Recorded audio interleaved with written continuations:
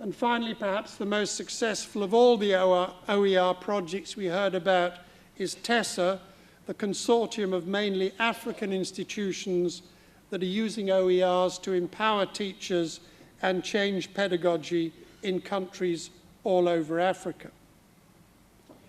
One of the main themes of the conference was health, and it was given a dynamic start by Lydia Brito, who told us that the current approaches to stemming the HIV/AIDS pandemic are not working, at least in her country of Mozambique.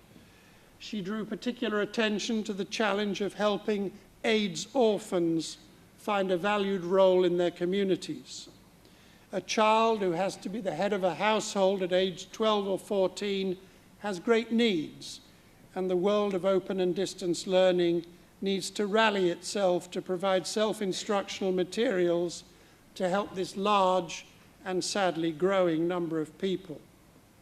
We had 10 sessions on health, and some of the key conclusions, again summarized more ably earlier, were that we must use a more holistic and culture-centered approach, that we must raise community awareness so that communities can discuss their values, that we must work with teachers and traditional healers, and that simple technology works best, that although ODL and OERs have great potential.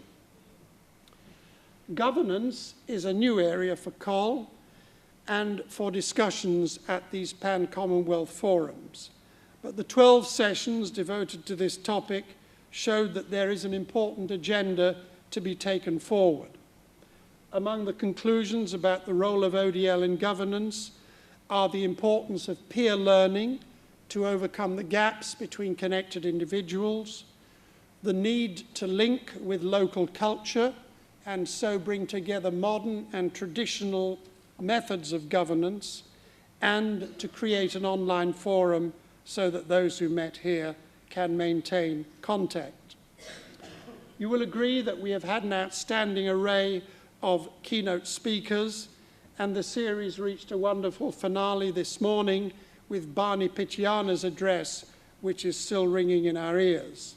He brought it all together by reviewing the promise of open and distance learning in Africa after a decade of development and education. But he spoke candidly about the shortcomings of ODL in Africa, noting the checkered history of the African Virtual University and treating his own UNISA as a case study. However, despite all the problems, he noted that ODL is a testament to the demise of exclusivity in education. Now, although our four main themes talked about development outcomes, there was naturally much discussion about institutional matters.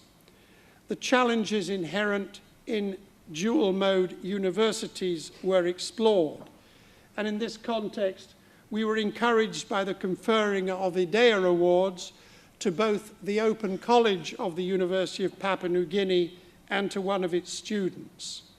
As in many dual-mode institutions, the Open College enrolls more students than the rest of the university put together, and these awards attest to the quality of its work. Maybe it is time for the Vice-Chancellors of dual-mode institutions to change their perspective by 180 degrees and treat the distance learning unit as the core of the university and the campus as an ancillary activity.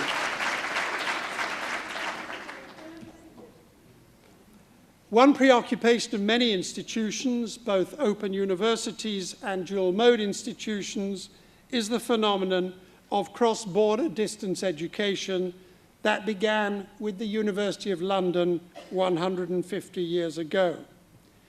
And we had excellent sessions on this.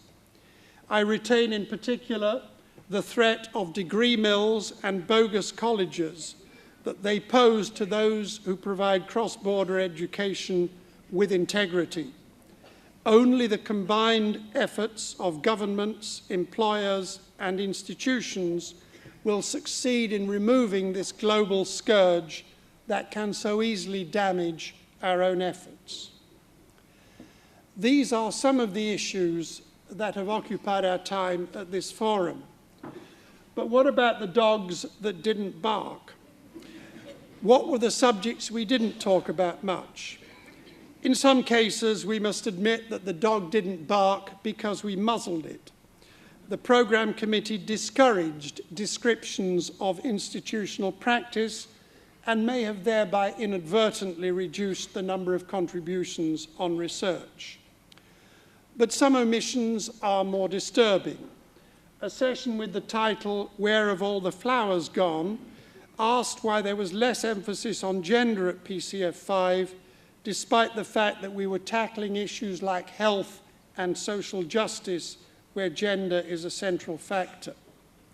Similarly, we talked a lot about the need to educate and train more teachers, but where was the beef? With one or two honourable exceptions, we avoided the practical aspects of the challenge. Finally, we also experienced the high-tech, low-tech dilemma common at conferences like this. Have we been carried away by fancy technologies when simpler technologies like schools in a box, books, and community media have more to offer learning for development in the short term? That said, I acknowledge that the sessions in our cross-cutting theme on learner support did have a lot to say about tutoring, which is just as important in e-learning as in older methods.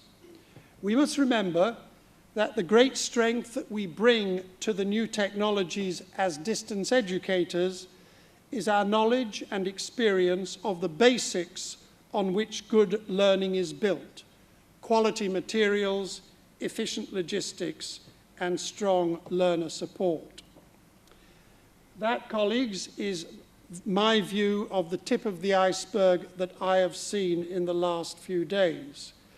You will have seen different things and attached importance to other developments. I've not mentioned the technology showcase, which has enormously enriched this forum, and much more. But I hope that my account has triggered some memories, and remember that PCF 5 is not over when you leave London. Now is the time to start working to sustain the networks that you have developed here. Many of the papers of the conference are on WikiEducator, and that is a wonderful resource for you to mine in future. For our part, the Commonwealth of Learning will reflect deeply on the conclusions and recommendations arising from your discussions as we prepare our next three-year plan for the period 2009 to 12.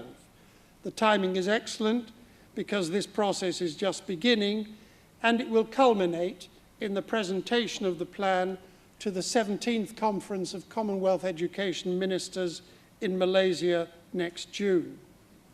Before I give you my parting quotation, let me thank Sir Graham personally for chairing this session, and on your behalf, let me thank him and all his University of London colleagues for the wonderful conference that they have put on.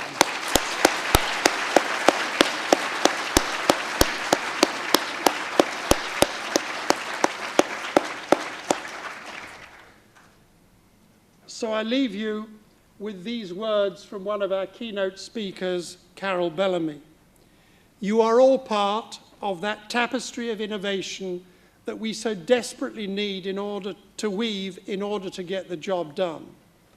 Open and distance learning is about more than closing the digital divide, as real and concerning as that is. It is a critical part of closing the human rights divide between those who will grow up literate with skills, possibilities, and hope, and those who will not. Thank you very much.